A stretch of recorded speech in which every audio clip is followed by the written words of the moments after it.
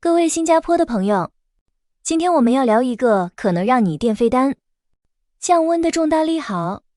就在2026年初，全球能源界传出了一个震撼的消息。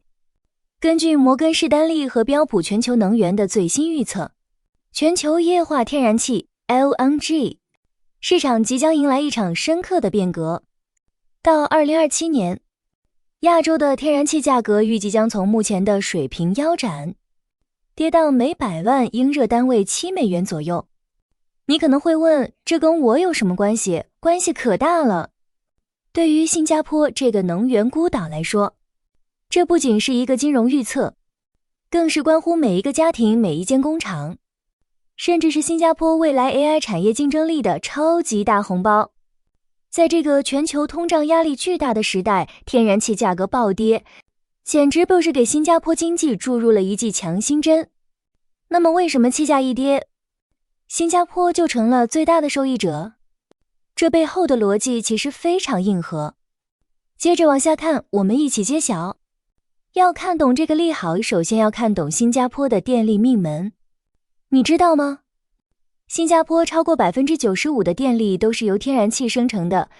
这意味着当你打开空调、亮起电灯，或者手机充电的时候，背后燃烧的几乎全是进口的天然气。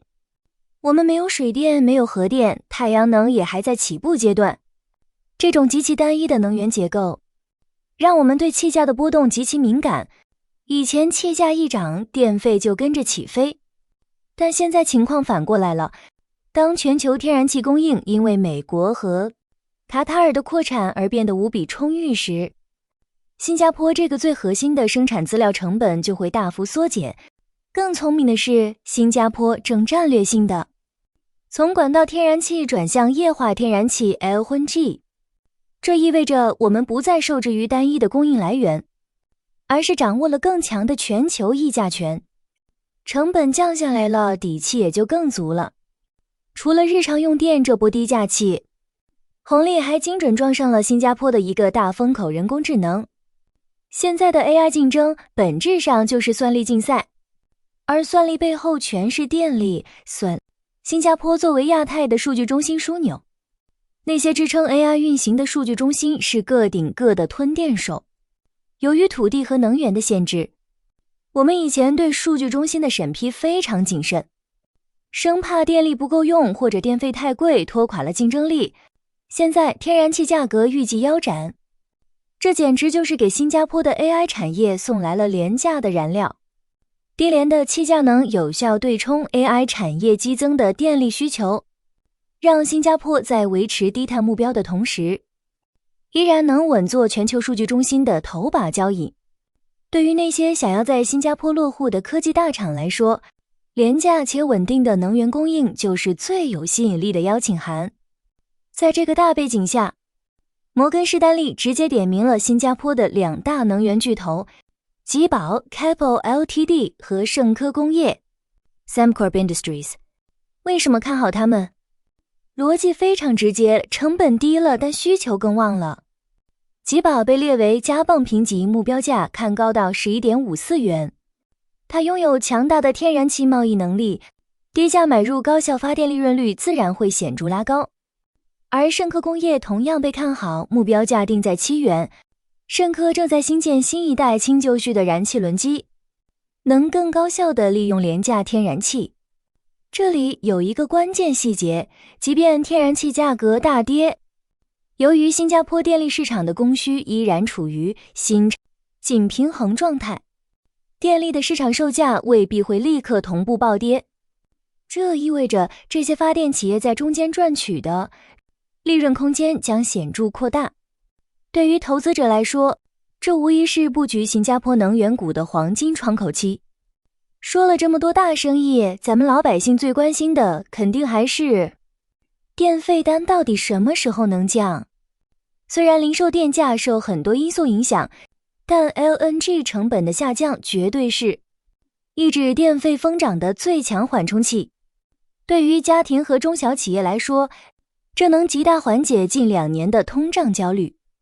此外，新加坡作为全球第1大补给港，低价的 LNG 还会吸引更多货轮来这里加油，带动一系列海事和物流的就业机会。不过我们也得保持清醒。新加坡正在分阶段上调碳税，到2026年底和2027年，碳税将升至每吨45新元。虽然天然气比煤炭清洁，但它依然是化石燃料。也就是说，气价跌掉的成本可能会被上涨的碳税抵消一部分。能源局 EMA 现在的任务就像是在走钢丝，既要享受便宜能源的红利，又要信守绿色低碳的承诺。天然气价格的大跌为新加坡提供了一个极其珍贵的战略窗口期，它不仅降低了国家的运行成本，更为本地企业提供了积累资本，加速向太阳能和氢能转型的机会。我们不会因为气价便宜就放弃绿色能源，相反，我们要利用这段便宜的时间，把省下来的钱投入到更长远的低碳技术研发中去。新加坡的故事总是这样，在一个资源贫瘠的岛屿上，通过最敏锐的市场洞察和最高效的资源调度，把危机化为商机。气价腰斩的2027年，或许正是新加坡能源转型的另一个拐点。看完这部分析，你觉得未来的电费单真的会大幅缩水吗？